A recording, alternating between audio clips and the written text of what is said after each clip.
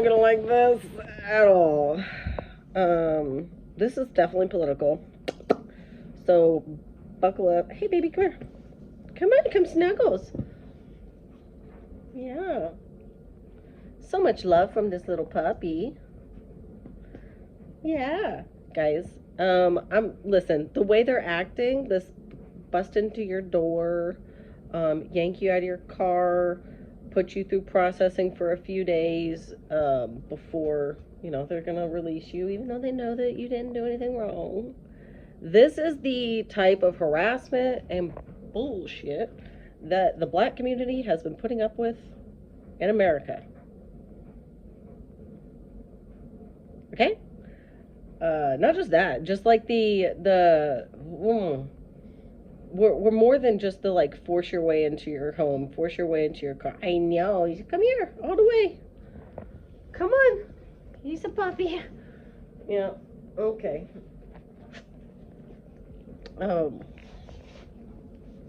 That's nice of you. You're a sweet dog. Thank you.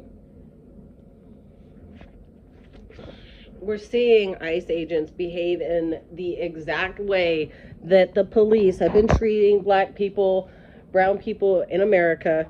And I could sit here and say, like, yep, now's the time to rise up, because this is how they're just going to start treating people now.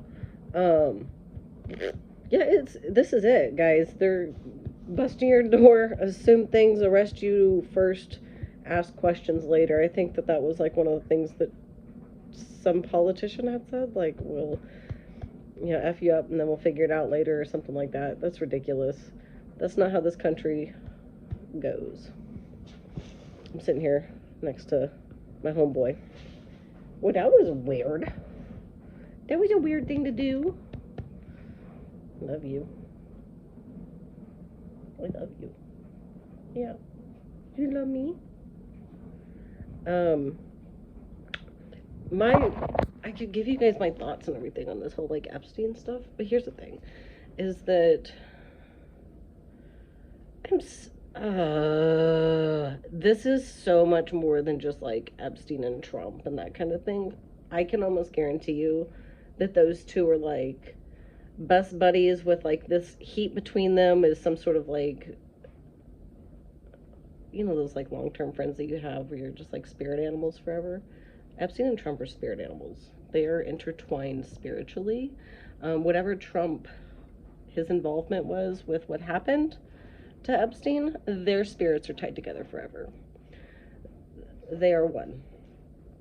I don't know them anymore, knew of and dated somebody for a while that was not just friends with somebody that was just like the whole Epstein-Trump relationship, but like the both of them were. It's very complicated and hard to explain, but I definitely got out of that relationship because the whole secretly cheating is a kink. The diaper thing is a kink. The spread your seed across the world thing, it's all a kink. Being humiliated, like people making fun of him and laughing, he gets off on it. It is a humiliation kink that he has. And the more that Melania humiliates Trump, things like rejecting him on camera, I think, and I can't say this for sure, there's a bit of a findom thing happening. Findom, Fin, financial domination. This is a world where, like, I dated somebody that was like this, and I think we dated for like a year. We lived together for about 9 months, and once the mask is off, like, they can't hide it anymore. I was like, this is crazy. You're a psycho. I'm really glad that I'm out of that relationship, but at the same time, I'm very, not only just traumatized, but like seeing all of this stuff come to light about Trump and Epstein is so, like, these guys that still do, travel the world, scamming people. Oh, it's so disgusting. And it's one of those things where it's like, if I start to speak out about it, then I'm like, okay, where's all the evidence and all this stuff? Yeah, I've got Google Docs and photos and this, that, and the other. I'm not like of them, being perverts. Well, some of them are being perverts in these photos, let's be honest. And I'm holding on to them. I am. Forever. Because people like Trump. have convinced me, do not ever get rid of the evidence that you knew these guys and what they were like, and you have photos of it and what their friends were like, or documents. Can I have keys? Keys, how gold?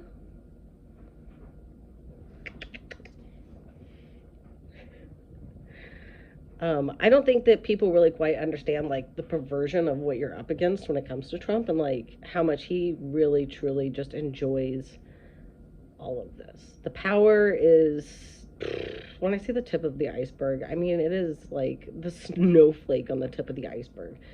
And then like, yeah, like how people, the ICE, the police and everybody, the government, all these people are acting is how we have treated black people in the United States. Period. Anyway, that's my 2 cents about it. I don't have any advice for anybody because I'm doing my own thing. No, I'm not staying out of it. I'm just staying off the internet because this is where you get in trouble. Right? Strangers are crazy. Strangers are nuts on the internet. It's just ridiculous. I bought my house in 2020 and I've like politicized and rainbowed the whole front of my property. I've put a fence up around my property because my neighbors were like, fentanyl dealers are crazy. They were shooting their guns in the streets for years. Fortunately, one of them overdosed, and like the gang activity has really decreased around here. A bunch of these people that were dealing drugs on the streets have all been vanished. I don't know where the hell they went. Make your assumptions. But they were actually dealing drugs in front of my street. I've got them on video doing it. I've got them on video throwing cocaine in the floors or on the streets and running around with their shirts off and shooting at each other multiple times. All of it's on video. So it's not surprising to me that a lot of that stuff has been tamped down, especially in light of like how much there's been a crackdown on criminal activity. Although I would say that this stopped long before Trump was in office, that they just kind of chilled out. So anyway, I bought this house and then I kind of flipped stuff, and just because of politics and whatnot, I like blurred the front of my property, because why does Google get to like take photos of my front yard and advertise it to the whole goddamn world? You grooming yourself? Like, I have to opt out of consenting to that? Anyway, so that's what I did. I opted out of consenting to that. And then I guess one of the children of, like, the previous owner many years ago, I don't know if it was the previous owner or just one from many years ago. Anyway, she got all butthurt about it and left a review on my house, complaining that I blurred out my own house.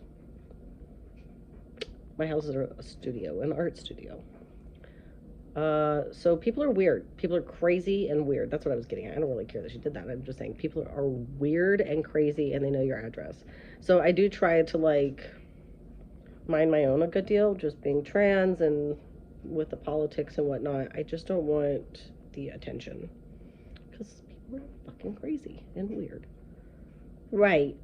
We don't like it. I've had so many death threats. I've had people throwing rocks at my house. I've had people vandalize my house so much, attack us. This is just, there's a lot of tension. We all need to just fucking relax. Slow down. Quite honestly, get off of social media. I think the internet is just such an echo chamber. It's just so disconnected. I think putting ourselves in front of a screen is just so goddamn disconnected. Even this, like, you're in an echo chamber right now. I'm sorry, love. And I know that some of you guys are here because of the ostomy or for my art or whatever, and we've been connected in different ways across different paths, but my love, this is an echo chamber. You're here, you're here. What is it? There's never anything. What is your... Relax. Relax. Well, get up and go then. Right. I don't know. Right now they're just saying just show your ID to ICE. I carry all of that stuff with me, and if you're gonna pop me off, this is the chair to do it. Right here. Right here. Bust into my house, and I'm just gonna sit here. I don't know how to respond to ICE, like busting into people's houses and ripping them out of their cars and this, that, and the other. But God bless and take care, everybody. Be safe.